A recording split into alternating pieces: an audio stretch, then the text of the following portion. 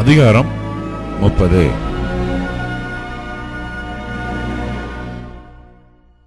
யாக்கோபின் குமாரனாகிய ஆகூர் என்னும் புருஷன் ஈத்தியேலுக்கு வசனித்து ஈத்தியேலுக்கும் ஊகாலுக்கும் உரைத்த உபதேச வாக்கியங்களாவன.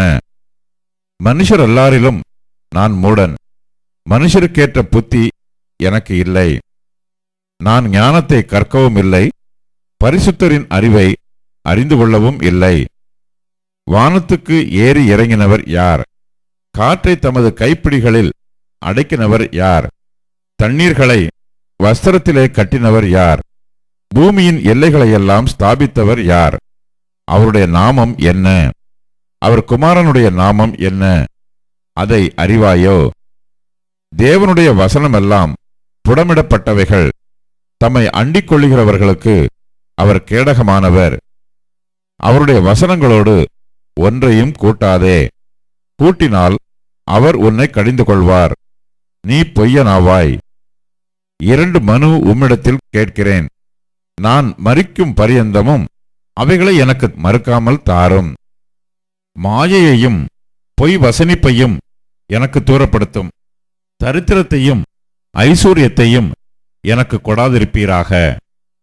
நான் பரிபூரணம் அடைகிறதினால் மறுதலித்து கர்த்தர் யார் என்று சொல்லாத படிக்கும். தரித்திரப்படுகிறதினால் திருடி என் தேவனுடைய நாமத்தை வீணிலே வழங்காத படிக்கும். என் படியை எனக்கு அலைந்து என்னை போஷித்தருளும். எஜமானிடத்தில் அவனுடைய வேலைக்காரன் மேல் குற்றம் சுமத்தாதே. அவன் உன்னை சபிப்பான். நீ குற்றவாளியாக காணப்படுவாய். தங்கள் தகப்பனை சபித்தும் தங்கள் தாயை ஆசீர்வதியாமலும் இருக்கிற சந்ததியாரும் உண்டு. தாங்கள் அழுக்கற கழுவப்படாமல் இருந்தும் தங்கள் பார்வைக்கு சுத்தமாக தோன்றுகிற சந்ததியாரும் உண்டு. வேறொரு சந்ததியாரும் உண்டு. அவர்கள் கண்கள் எத்தனை மேட்டிமையும் அவர்கள் இமைகள் எத்தனை நெரிப்புமானவைகள். தேசத்தில் சிறுமையானவர்களையும் மனுஷரில் எளிமையானவர்களையும் பட்சிப்பதற்கு கட்கங்களையொத்த பற்களையும் கத்திகளையொத்த கடவாய்ப்பற்களையும் உடைய சந்ததியாரும் உண்டு. தா தா என்கிற 2 குமாரத்திகள் அட்டைக்கு உண்டு. திருப்தி அடையாத 3 உண்டு. போதும் என்று சொல்லாத 4 உண்டு. அவையாவன பாதாளமும் மலட்டு கற்பமும் தண்ணீரால் திருப்தி அடையாத நிலமும் போதுமென்று சொல்லாத அக்கினியுமே. தகப்பனை பரியாசம் பண்ணி தாயின் கட்டளையை அசட்டை பண்ணுகிற கண்ணை நதியின் காகங்கள் பிடுங்கும். கழுகின் குஞ்சுகள் தின்னும். எனக்கு மிகவும் ஆச்சரியமானவைகள் 3 உண்டு. என் புத்திக்கு எட்டாதவைகள் 4 உண்டு.